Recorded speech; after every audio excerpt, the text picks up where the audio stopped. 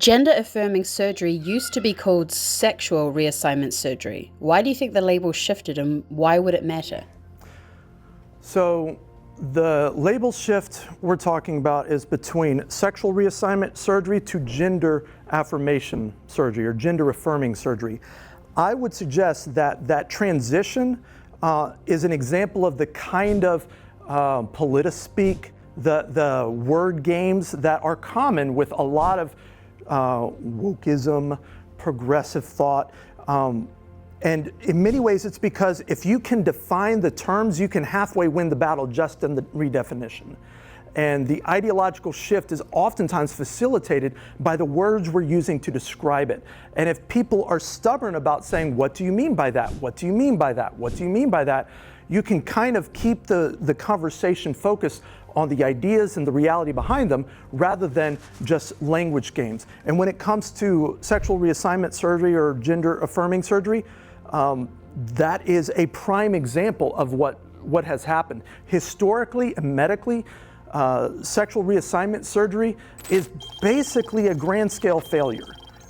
It's been researched, the technology for doing that has been around for decades, but only in the last 5 minutes or so has it become fashionable again, because where it was studied before, the findings were that it's not actually treating gender dysphoria, not reliably, not effectively, and not proportionate to the cost that it incurs, because not many people realize just what a toll it takes on the body. Where are you going to graft that skin from? You might have to graft it from the forearm, and you end up looking like a burn victim. How are you going to use the restroom from there on out? Is the stream going to go in the same direction that it used to? Or will it reliably come out? Will you have the ability to not wet yourself? What about this surgery on your body is in many ways unnatural, and your body kind of fights against it. So you have to take immunosuppressant type of medications to keep from those new holes sealing up again. And so you can effectively understand sexual reassignment surgery as facilitating drug addiction, where this person's going to have to be on those drugs for the rest of their life to continue to feel like a gender that they weren't born as. Not to mention, I said gender that they were born as. Historically, gender and sex were synonyms. And we still have a remnant of that terminology today, because people have a gender reveal party, right?